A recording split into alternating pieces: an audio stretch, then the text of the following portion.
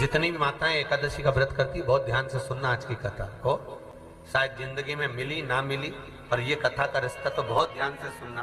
ध्यान से स्कंद पुराण यहाँ तक कहती है कि इस कथा के चरित्र को जो श्रवण कर लेता है उसको 26 एकादशी करना भी नहीं पड़ती। इस एकादशी की केवल ये कथा सुनकर ही वो तर जाता है। बहुत ध्यान से सुनना इसको, कथा तो बड़े भाव से सुन लो। सबसे पहला नियम एकादशी व्रत का सबसे पहला नियम है कि आप जिस दिन व्रत करो उसके एक दिन पहले भक्ति का संचार इस हृदय में कर लो। भक्ति का संचार इस हृदय में कर लीजिए। जिस दिन आप व्रत करो, जैसे एकादशी का व्रत कर रहे हो तो दशमी के दिन शाम का समय जब आवे, रात्रि जब होने लगे, शाम का समय आवे और रात्रि का आप जब भोजन ग्रहण करो तो उस भोजन में कोई ऐसा पदार्थ ग्रहण मत करिए जिस पदार्थ के कारण आपकी एकादशी बिगड़ गया।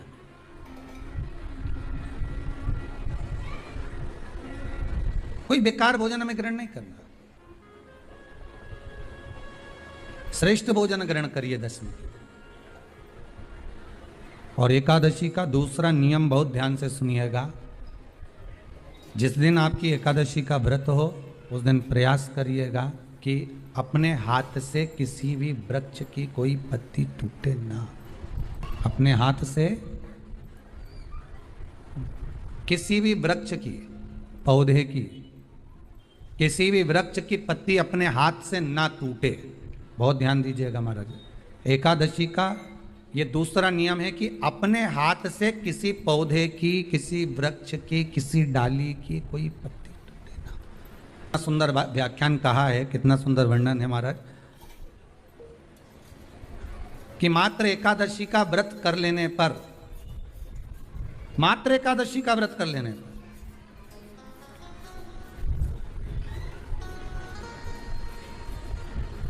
जो पूर्व में किया गया हमारा पाप कर्म है, हमने किसी जीव की हत्या करी है, हमने किसी को कष्ट प्रदान करा है, हमने किसी को अपशब्द कहा है, हमने किसी को ताने दिए, हमने किसी को आड़ा टेढ़ा कहा है, हमने किसी को गालियां दे दी है, मात्र एकादशी का व्रत ही कर लेने पर ये सारे जो दोष हैं वो समाप्त हो जाते हैं।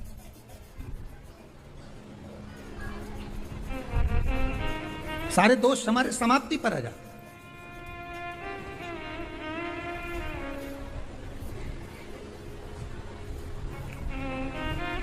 अब एक विचार करिएगा थोड़ा सा अपने मन में, अपने चित्त में, अपनी वृत्ति में एक बात उतारिएगा।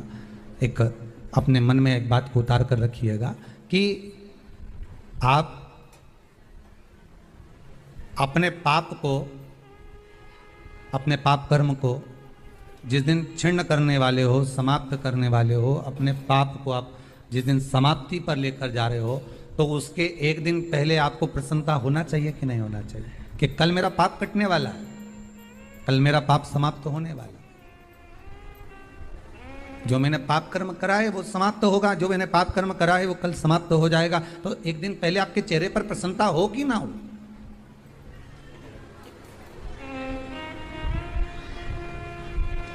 और चेहरे पर वो प्रसन्नता आपके आना चाहिए कि कल मेरा एकादशी का व्रत है, आज दशमी है, कल एकादशी का व्रत है, तो कल मेरी जब एकादशी का व्रत रहेगा तो मेरा ना जाने कितना कितना पाप, कितना कितना असत्य, कितना कितना झूठ, कितना कितना प्रपंच वो समाप्त हो जाएगा। इसमें मुझे प्रसन्नता हो, इसमें मुझे आनंदता हो। कहा गया कि प्रयास करिएगा कि एकादशी के दिन कोई वृक्ष की, कोई डाली की, फल की कोई पत्ती ना तोड़ी जाए। क्यों? तो कहा अगर उस पत्ती को हम तोड़ देते हैं, वृक्ष की पत्ती को या क्यारे में लगी हुई कोई डाली की पत्ती को हम तोड़ देते हैं तो एकादशी का पुण्य फल प्राप्त नहीं होता। एकादशी का कोई फल हमारे खाते में नहीं जाता, पुण्य फल प्राप्त। दो चीजों को याद रखिए, गौदान और एकादशी। श्रीमद् वल्लभाचार्य जी ने मायावत का खंडन करा था जगन्नाथपुरी में, और श्रीमद् वल्लभाचार्य जी ने कहा था एकादशी मरने के बाद मत दो, एकादशी जीते जी दो। कहा था कि नहीं कहा था? जीते जी दान करिए। इसलिए जगदीश में, जगन्नाथपुरी में एकादशी उल्टी लटकी हुई है। करें आपने दर्शन।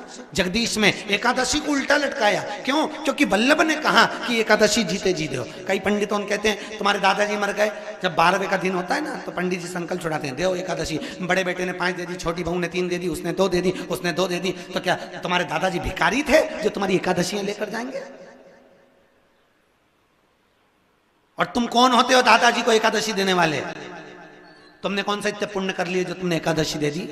एकादशी के दान की महत्वता श्रीमद् वल्लभाचार्य जी ने कहा कि कोई व्यक्ति अगर खटिया पर सड़ रहा है, पलंग पर तड़प रहा है, हॉस्पिटल में पड़ा हुआ है, तो निवेदन है कि उसको देखने जाओ तो अपनी करी हुई एकादशी में से 2 एकादशी का दान उसको तुरंत दे दो। क्यों? तो जिससे उसको मोक्ष मिल जाए, मरने के बाद नहीं। क्योंकि मरने के बाद तो वो 10वें के दिन, गरुड़ पुराण में लिखा है 10 दिन तक जीवात्मा घर की अटारी पे रहती है। कितने दिन? 10 दिन। 10 दिन के बाद जीवात्मा चली जाती है। कहां जाती है? उसको जहां जाना है। 3 दिन में उसको भोग भोगना पड़ता है जीवात्मा को। 3 दिन नरक का भोग भोगती है, उसके बाद स्वर्ग का भोग भोगती है। 18 दिन में ये प्रोसेस पूरी हो जाती है। कितने दिन? 18 दिन। 18 दिन के बाद में उस जीवात्मा को धान के खेत में पटका जाता है। किसके खेत में? धान के, चावल के खेत में। इसलिए कहते हैं एकादशी के दिन चावल मत खाओ। कहते कि नहीं कहते? और क्या कहते हैं? द्वादशी के दिन चावल खाना जरूरी है। एकादशी का पालना करना है तो द्वादशी को चावल का 1 ग्रास खाओ, तब द्वादशी को चावल खाओगे तो एकादशी लगेगी। चावल नहीं खाओगे तो एकादशी नहीं लगेगी। द्वादशी को चावल खाना जरूरी है। क्यों कहते हैं? क्योंकि धान के खेत में जीव को छोड़ा जाता है, उस धान के खेत में, चावल के खेत में जीवात्मा रहती है। उसको चिड़िया खाती है तो चिड़िया के रूप में जन्म लेता है, मनुष्य खाता है तो मनुष्य के रूप में जन्म लेता है। इसलिए एकादशी के दिन चावल नहीं खाया जाता, क्योंकि एकादशी के दिन हम चावल खाएंगे तो जीव हत्या का दोष लग जाएगा। फिर कब खाना है? द्वादशी के दिन। द्वादशी के दिन क्यों खाया जाता है? क्योंकि हम एकादशी के व्रत करे रहते हैं, और पहला घासा जब चावल का खाते हैं तो अपनी करी हुई एकादशी का पुण्य, जितने जीव हमारे मुंह में जाते हैं उनको उसका पुण्य मिल जाता है, और उनका फिर जन्म नहीं होता, वो तर जाते हैं, उनको एकादशी का भाग मिल जाता है। इसलिए कहते हैं एकादशी को चावल मत खाओ, पर द्वादशी को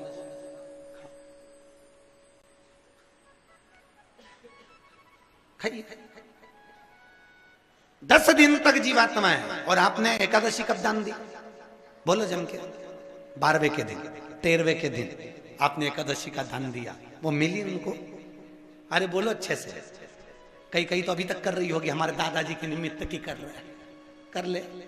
फिर वही वाली बात आ गई, गुलाब के फूल में पानी।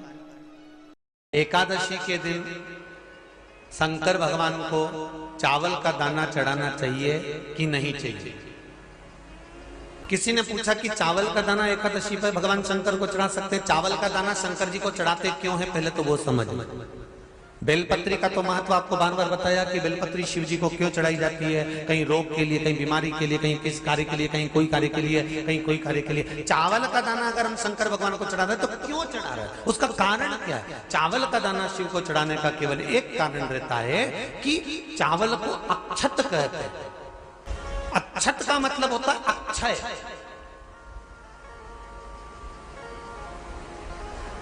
अभी हमारे यहाँ एक तिथि आने वाली है, अक्षय तृतीया। उसका मतलब क्या होता है? अक्षय, जिसका कभी क्षय ना हो। जब हम भगवान शंकर को चावल का दाना चढ़ाते हैं, जैसे बहुत ध्यान दीजिएगा महाराज, बहुत समझने वाली बात है, बहुत ध्यान से। चावल का दाना हमारे मस्तक पर तिलक करने के बाद पंडित जी क्यों लगाते हैं? कि भगवान जैसा समय आज चल रहा है, आप पूजन कर रहे हो, पाठ कर रहे हो, दान कर रहे हो, पुण्य कर रहे हो, सत्कर्म कर रहे हो, भजन कर रहे हो, मेरा देव अधिदेव महादेव, मेरा नारायण, मेरा सत्यनारायण भगवान, मेरा राम जी, मेरा विष्णु जी, मेरा भागवत मैया, मेरी रामायण मैया, ब्राह्मण मस्तक पर तिलक लगाने के बाद चावल इसलिए लगाता है कि जैसा समय आज चल रहा है, भगवान तुमको ऐसा ही समय बनाकर रखे और तुम ऐसे ही 4 चांद लगाते रहो, दान पुण्य संकीर्तन करते रहो। इसलिए मस्तक पर चावल का दाना लगाया जाए।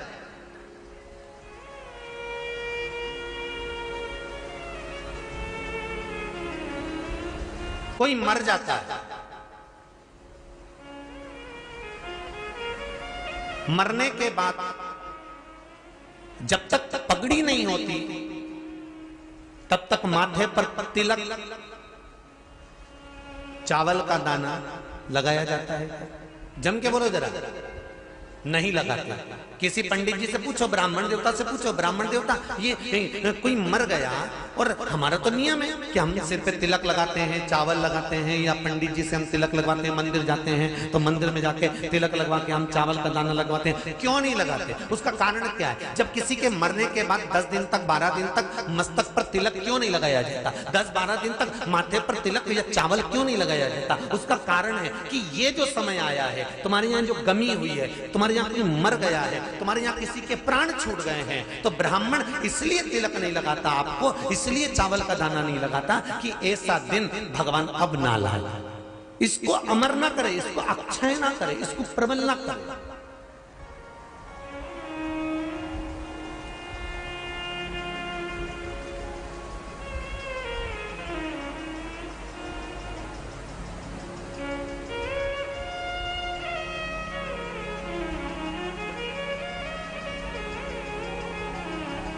और जब चावल का दाना, तो यहां शिव महापुराण की कथा करी, चावल का दाना हम शिव जी को क्यों चढ़ाते हैं, भगवान को क्यों समर्पित करते हैं, भगवान की पूजन में अक्षत क्यों समर्पित करते हैं, चावल क्यों समर्पित करते हैं, उसका कारण क्या है? तो कहा आज मैंने जब चावल का दाना आपको समर्पित करा है, जिस भाव से, जिस विश्वास से, जिस श्रद्धा से, जिस मन से मैं आपको रिझा रही हूं, हे भोलेनाथ मेरी ये मनोकामना पूर्ण कर, इसको अक्षय कर देना, इसको अमर कर देना, बस इतनी कृपा आप कर।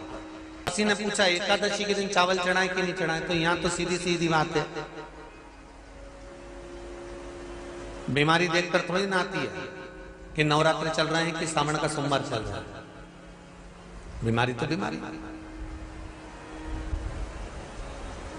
तुम चावल मत खाओ।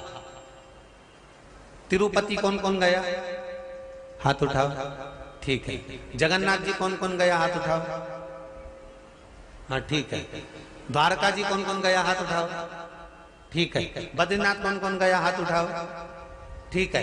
एकादशी के दिन कभी तुम बद्रीनाथ चले जाओ, एकादशी के दिन तुम द्वारका चले जाओ, एकादशी के दिन तुम तिरुपति चले जाओ, एकादशी के दिन तुम जगन्नाथ चले जाओ, एकादशी के दिन तुम्हारी मर्जी पड़े भगवान के किसी धाम में चले जाओ और भगवान को भोग लगाओ और उनकी थाली को झांक कर देखना, उसमें चावल जरूर मिलेगा। उसमें ऐसा नहीं है कि चावल नहीं मिलेगा। बद्री नारायण में भगवान को चावल का भोग लगा हुआ मिलेगा, द्वारका में चावल का भोग लगा हुआ मिलेगा, आपको जगन्नाथ में चावल का भोग लगा हुआ मिलेगा, तिरुपति में मिलेगा, द्वारकाधीश में मिलेगा, नाथू द्वारा में मिलेगा, सांवरिया सेठ में मिलेगा, काकरोली जी में मिलेगा। आप जहां जाओगे वहां पर एकादशी के दिन भगवान को चावल आएगा, क्योंकि भगवान के लिए परहेज नहीं है। जो काम में डूबा हुआ है, जो आसक्ति में डूबा हुआ है, जो लोभ में डूबा हुआ है, जो वासनाओं में डूबा हुआ है, जो तृष्णा में डूबा हुआ है, और जो माता के गर्भ से जन्म लिया, एकादशी के दिन चावल उसको नहीं खाना। अब हमारे यहां तो कहावत में कहते हैं, राम जी की जब स्तुति गाते हैं तो कहते हैं, भय प्रगट। आती है आप लोगों को? एक लाइन तो आती होगी, गाओ जरा। भय प्रगट दीन कौशल। अब रामचरितमानस में कहा भय प्रगट कृपाला। प्रगट मतलब एकदम सामने आ गए। यहां लिखा है पेदा भय लाला। अगर तुलसीदास जी लिखते तो जन्म लिया होता राम जी ने तो तुलसीदास बाबा लिख देते कि पैदा भय, माता के गर्भ से इनका जन्म। नहीं नहीं नहीं, यहाँ कहा भय प्रगट कृपाला दीन कौशल्या। यहाँ प्रगट भय। एकादशी के माता पिता कौन है? सबसे पहले एकादशी का व्रत किसने रखा था?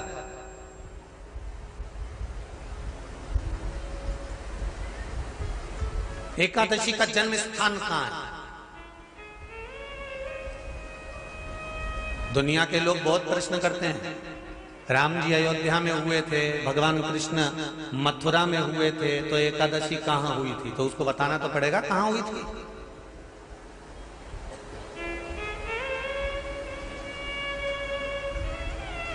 उसमें हमने वर्णन किया कि एकादशी के माता पिता कौन है, एकादशी का व्रत सबसे पहले किसने करा, एकादशी का जन्म कहां हुआ,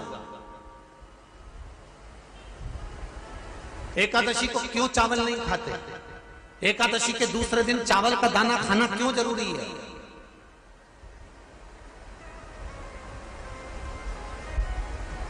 कौन सा तीर्थ है जहां एकादशी को उल्टा लटका दिया। एक एक चीज का वर्णन स्कंद पुराण सब चीजों का वर्णन कर देते हैं। प्रत्येक तो यहां जो वर्णन आया कि आप मनुष्य जो माता पिता के गर्भ से, माता के गर्भ से जन्म लिया हो, संसार में जिसका जन्म हुआ हो और मृत्यु लोक में गर्भ की कैद में रहने के बाद जन्मा हो, उसको एकादशी के दिन चावल नहीं खाना चाहिए। महाराज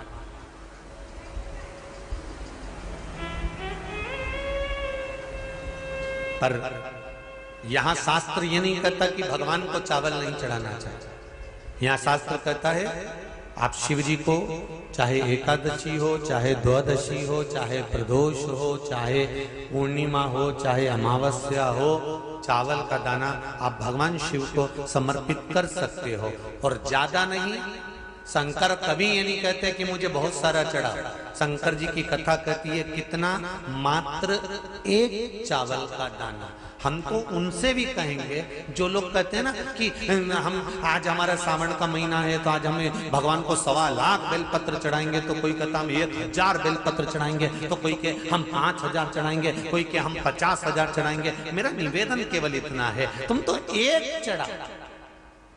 और ये भी जरूरी नहीं है, एक बेलपत्र भी कब चढ़ाई जाती है शंकर भगवान को, जब तुमने किसी एक बेलपत्र का पेड़ लगाया होगा और वो पेड़ बड़ा हो गया होगा, तब तुम हकदार बनते हो कि किसी के पेड़ की बेलपत्र तोड़कर शिव को चढ़ाई जाए। एकादशी के दिन बन सके एक बेलपत्र, उस बेलपत्र के मध्य भाग में बीच वाली पत्ती पर लाल चंदन और दोनों पत्तियों पर पीला चंदन, नीचे वाली दोनों पत्तियों पर पीला चंदन, बीच वाली पत्ती पर लाल चंदन और दोनों पत्तियों पर पीला चंदन। और इसी बेलपत्र के साथ में जो लाल चंदन वाला जो पत्ती है उस पर एक श्वेत पुष्प, सफेद फूल रखकर आप अपनी कामना कर कर, जब आपको जल चढ़ाते चढ़ाते 3 महीना, 4 महीना, 5 महीना, 6 महीना आपके हो जाए और बाबा देव अधिदेव महादेव को जल चढ़ाते चढ़ाते समय बीत जाए, तब बाबा से अपने दिल की बात कहने के लिए लाल चंदन, सफेद पुष्प, पीला चंदन दोनों पत्तियों पर अपने हाथ में लेकर कामना कर कर अशोक सुंदरी वाली जगह पर जब हम उसको समर्पित कर, अशोक सुंदरी वाली जगह पर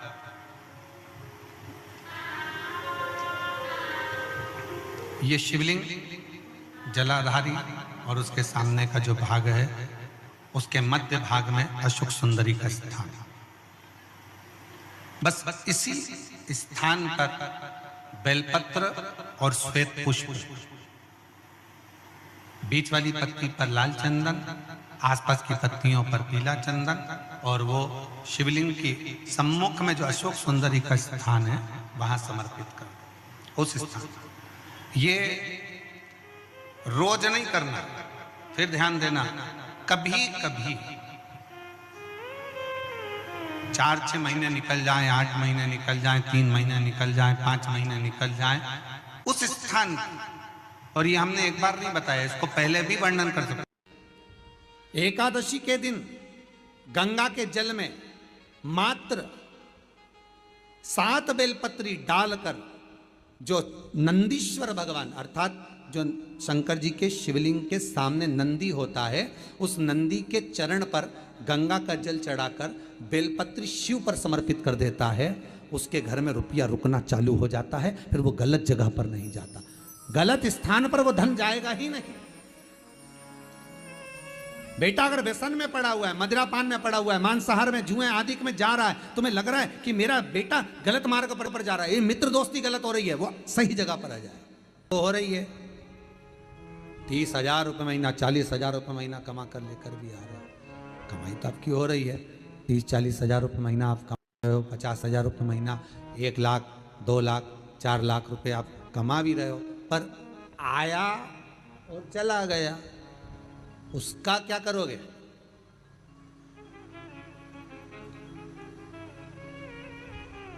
उसका करना क्या है? बहुत सुंदर संवाद है, ध्यान दीजिएगा। जिसके घर में कमाने वाले 2-4 हैं, पैसा तो आ रहा है पर घर में टिक नहीं रहा, डॉक्टर में, पुलिस में, एक्सीडेंट आदि में, कहीं गलत जगह पर, व्यसन में अगर पैसा जा रहा है, जुए में, मांसाहार, मदिरापान, या कहीं आया पैसा, पैसा आने में कमी नहीं, आ रहा है पर टिक नहीं रहा, रुक नहीं रहा, कोई मांगने आ गया, दे दिया, फिर वहां से अपने पास नहीं आ रहा, अपन कह रहे हैं भैया हमारा पैसा लौटा दो, नहीं आ रहा।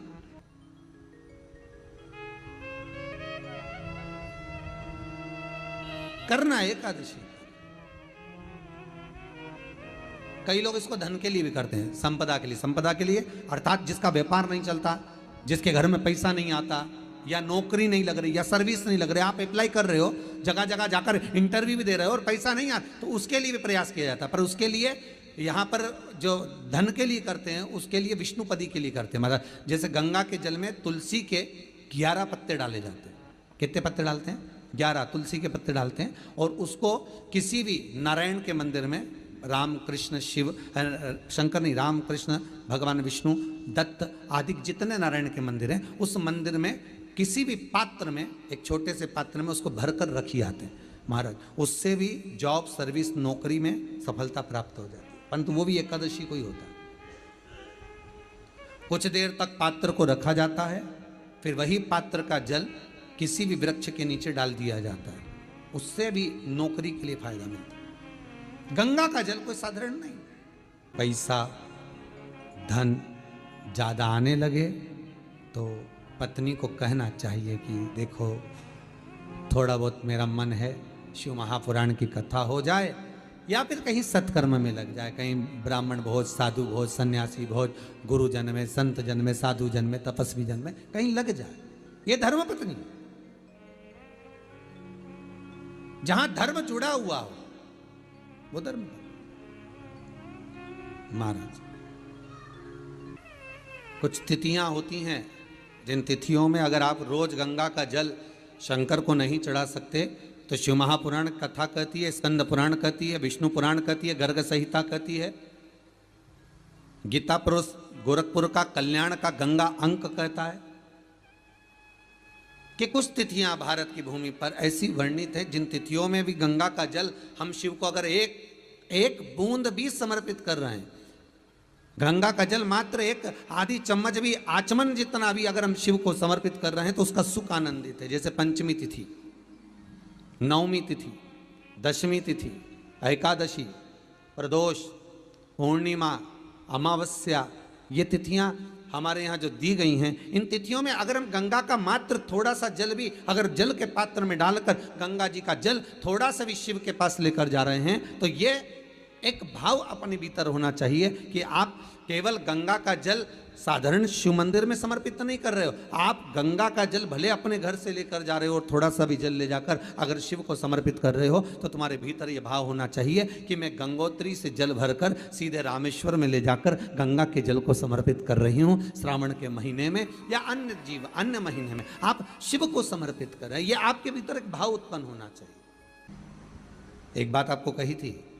गुरु महिमा में कि घर से जब निकला करो ना, तो भगवान देव अधिदेव महादेव का नाम लेकर श्री शिवाय नमस्तुभ्यम। घर से जब निकलो, कोई कार्य के लिए जा रहे हो तो आप श्री शिवाय नमस्तुभ्यम का स्मरण कर कर जाइए। आप किसी काम के लिए आगे बढ़ रहे हो, श्री शिवाय नमस्तुभ्यम का स्मरण कर कर जाइए। जिस समय आपके मुख से श्री शिवाय नमस्तुभ्यम का स्मरण हो जाए, या शिवलिंग का स्पर्श हो जाए, या शंकर का अनुमोदन कर कर ओम नमः शिवाय बोलकर, या राम बोलकर, कृष्ण बोलकर, शिव बोलकर, आपके भीतर जो रमा हुआ है, आप राम को मानते हैं आप राम को माने, हम मना नहीं करेंगे, आप कृष्ण को माने तो कृष्ण को माने, हम मना नहीं करेंगे, आपका दिल जिससे लगे,